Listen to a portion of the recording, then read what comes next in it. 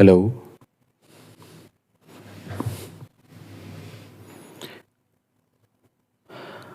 Doctor Qadeer से एक यादगार मुलाकात।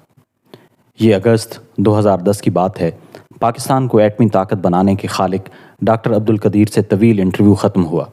कुछ ऑफ द रिकॉर्ड गुफ्तगू के बाद उन्होंने मुझे ये कहकर मुश्किल में डाल दिया कि रिकॉर्डिंग यहीं छोड़ जाओ, और मैं सोच में पड़ गया कि इंटरव्यू दिया क्यों था।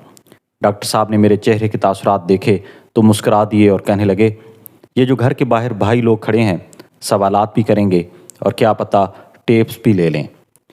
मेरा तजस्सुस बढ़ा। मैंने कहा, डॉक्टर साहब फिर क्या करें? जवाब आया, परेशान ना हो, मेरा ड्राइवर थोड़ी देर में तुम्हारे दफ्तर पहुंचा देगा।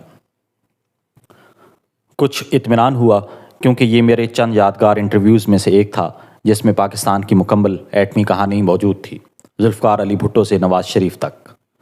जब मैं इस्लामाबाद में उनके घर इंटरव्यू के लिए जा रहा था तब भी ये सवाल मेरे जहन में मौजूद था कि इतनी सिक्योरिटी में जाने की इजाज़त भी होगी या मायूस लौटना पड़ेगा। बहरकैफ चांस तो लेना ही था, सो लिया। 2 जगह गाड़ी रोकी गई, सवालात भी हुए, मगर चूंकि टीवी पर आने के बाद तारुफ की ज़्यादा ज़रूरत नहीं होती, लिहाजा सिक्योरिटी वालों ने भी अच्छे अंदाज ही में पूछा। मगर सबसे दिलचस्प बात, इंटरव्यू के बाद वापस जाते हुए उसी अफसर ने कहा, सर इंटरव्यू हो गया? मैंने एहतियात बरतते हुए कहा, जी मुलाकात हो गई, खासी मालूमाती थी। फिर उसने मुझे लाजवाब कर दिया और मैं डॉक्टर साहब की मासूमियत से मुतासिर हुए बगैर ना रह सका। अफसर ने कहा, और इंटरव्यू के बाद डॉक्टर साहब ने कहा होगा कि कॉपी यहीं छोड़ जाओ, वो पहुंचा देंगे। मेरी तकरीबन हंसी निकलते रह गई और मैंने उससे रुखसत चाही। अलबत्ता मैं ये सोच रहा था, अब तो पाकिस्तान एटमी ताकत बन चुका है और गो कि सिक्योरिटी तो ऐसे शख्स की ज़रूरी होती है। वैसे भी जनरल परवेज़ मुशर्रफ के दौर में जो उनके साथ हुआ तारीख़ का हिस्सा है। मगर जब ये प्रोग्राम खुफिया था तब गालबन 1984 में उस वक्त दी मुस्लिम अखबार के मुदीर जनाब मुशाहिद हुसैन सैयद कैसे भारतीय सहाफ़ी कुलदीप नैयर को डॉक्टर कदीर ख़ान के घर ले गए और फिर ये ख़बर पाकिस्तान के पास एटम बम है सबसे पहले भारत में छपी। ऐन मुमकिन है ये ख़बर लीक कराई गई हो कि मुशाहिद साहब का ख़ुद कहना है कि इस इंटरव्यू के बाद उन्हें दी मुस्लिम अखबार से इस्तीफ़ा देना पड़ा। डॉक्टर अब्दुल कदीर ख़ान को मैंने इंतहाई वजीह अंदाज में गुफ्तगू करने वाला शख्स पाया। अपने ख़यालात में वो एक लिबरल और रोशन ख़याल शख्स थे जो शेर व शायरी से भी शगफ़ रखते थे। उनके साथ 1-2 नशिस्तें कराची में भी रहीं। वो यादगार इंटरव्यू 2 हिस्सों में आज भी गालबन यूट्यूब पर मौजूद होगा। ताहम उस यादगार इंटरव्यू के चंद अहम नुकात यहाँ पेश करके कुछ हक़ाइक़ सामने रखते हुए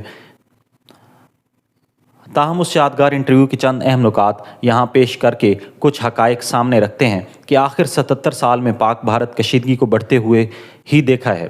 तारीख़ गवाह है कि जंग सिर्फ तबाही लाती है, ताहम इस वक्त एक एटमी तवाज़ुन तो मौजूद है, मगर जब तक हम दोस्त ना सही पड़ोसी बनकर नहीं सोचेंगे बात आगे नहीं बढ़ेगी।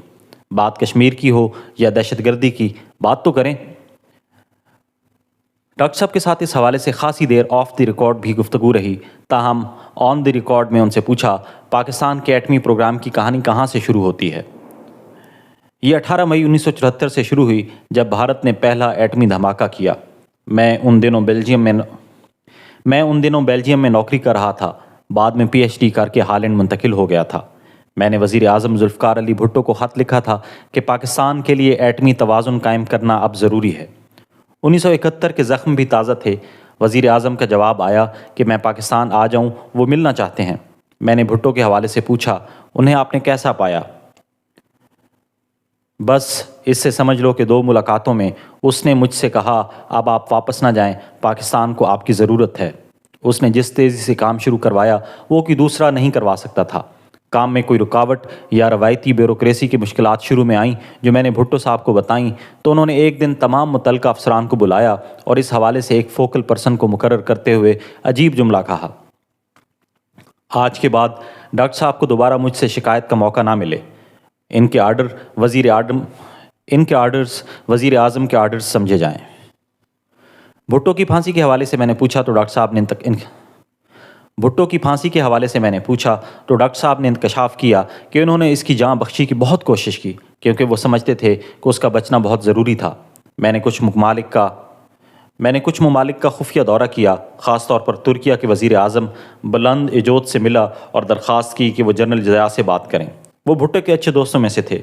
उन्होंने मेरे सामने जनरल ज़िया को फ़ोन भी किया। बाद में कहने लगे, اس نے مجھے یقین دلایا ہے کہ وہ غور کریں گے، مگر مجھے یقین ہے کہ وہ پھانسی دے گا۔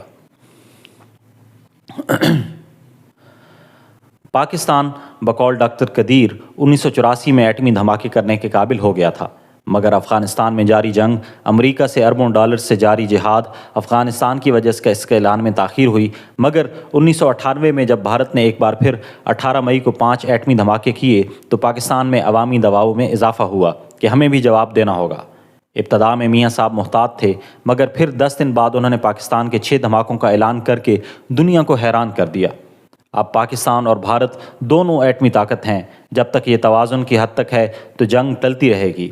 دونوں میں سے کسی نے بھی توازن یا صبر کا دامن ہاتھ سے چھوڑا تو ہم میں سے شاید کوئی سوچ بھی نہیں سکتا کہ کیسی تباہی آئے گی۔ ایسی جنگ آنے والی نسلوں کو تباہ کر سکتی ہے۔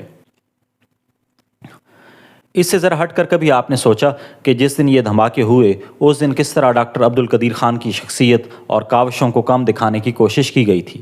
یہی ہمارا المیہ ہے کہ ہم اپنے محسنوں کے ساتھ کچھ ایسا ہی کرتے آئے ہیں۔ بھٹو، ڈاکٹر قدیر، نواز شریف، مگر خود ڈاکٹر قدیر اس کا سب سے زیادہ کریڈٹ بھٹو کے بعد سابق صدر غلام اسحاق خان کو دیتے ہیں۔ حالیہ تنازع اور پھر جنگ میں بقول امریکی صدر ڈونلڈ ٹرمپ دونوں ملک ایٹمی جنگ کے قریب تھے۔ اب اگر دوسری طرف انتہا پسند نریندر مودی ہو اور اس کی سوچ ہو تو توازن نہ ہوتا تو کیا ہو سکتا تھا؟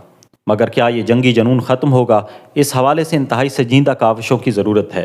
انتہا پسندی دونوں طرف موجود ہے، وہ معاشرے کی حد تک، مگر یہ بھی سچ ہے کہ آج بارڈر کھلے تو لاکھوں لوگ ایک دوسرے کے یہاں جانا پسند کریں۔ دونوں ملکوں میں انتہا کی غربت، بے روزگاری، پانی، بجلی، گیس کے مسائل ہیں۔ تعلیم کا حال دیکھیں تو برا ہے۔ ایسے میں ہزاروں سال لڑنے کے دعوے جذباتی تو ہو سکتے ہیں، مگر آج کی دنیا نعروں پر نہیں چلتی۔ غلطیاں دونوں جانب سے ہوئی ہیں۔ تاریخی تناظر میں امن کی راہ میں رکاوٹیں بھی کھڑی کی گئیں اور امن پسندی کو کمزوری بھی سمجھا گیا، مگر مودی اور بی جے پی کو اپنا انداز سیاست اور پاکستان مخالف بیانیاں بدلنا ہوگا۔ ہمیں بھی انتہا پسندی کو جڑ سے اکھاڑ پھینکنا ہوگا۔ لوگوں کو ان کے جائز حقوق دینے ہوں گے۔ ایٹمی طاقت بن گئے ہیں، اب معاشی طاقت بھی بنیں۔ ایٹمی طاقت بن گئے ہیں، اب معاشی طاقت بھی بن کے دکھائیں۔ شکریہ جنگ۔ مظہر عباس، ڈاکٹر قدیر سے ایک یادگار ملاقات۔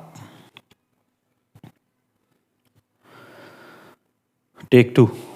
مظہر عباس، ڈاکٹر قدیر سے ایک یادگار ملاقات۔ یہ اگست 2010 کی بات ہے۔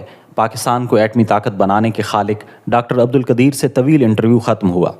کچھ آف دی ریکارڈ گفتگو کے بعد انہوں نے مجھے یہ کہہ کر مشکل میں ڈال دیا کہ ریکارڈنگ یہیں چھوڑ جاؤ، اور میں سوچ میں پڑ گیا کہ انٹرویو دیا ہی کیوں تھا۔